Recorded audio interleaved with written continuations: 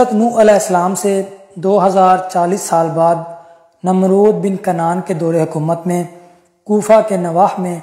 کوساریہ نامی گاؤں کی ایک غار میں آپ کی ولادت ہوئی۔ حضرت ابراہیم علیہ السلام کا چچا جس کا نام آزر تھا، اس نے اپنے علم نجوم کے ذریعے نمرود کو یہ خبر دی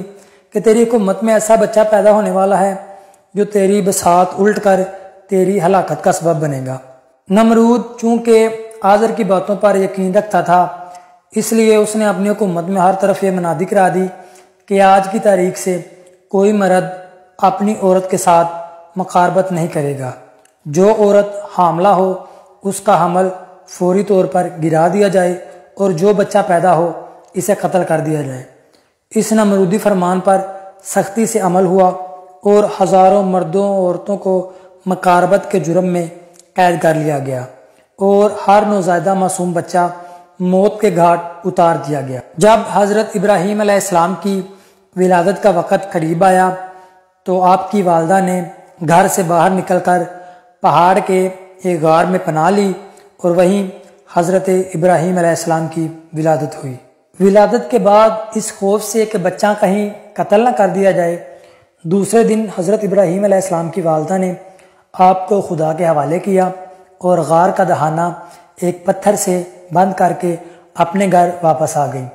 حضرت ابراہیم علیہ السلام کے سامنے یہ پہلی منزل تھی جب آپ غار کی تنہائی میں اپنی ماں کی آغوش اور دودھ سے محروم ہو گئے، لیکن چونکہ نبوت کا تاج آپ کے سر پر رکھا جانے والا تھا، اس لیے قدرت نے اپنے انتظام خاص سے آپ کے داہنے ہاتھ کے انگوٹھے سے دودھ کا ایک چشمہ جاری کیا جس سے آپ شکم سیر ہونے لگے۔ اس دودھ میں قوت نمو اس قدر زیادہ تھی کہ بچہ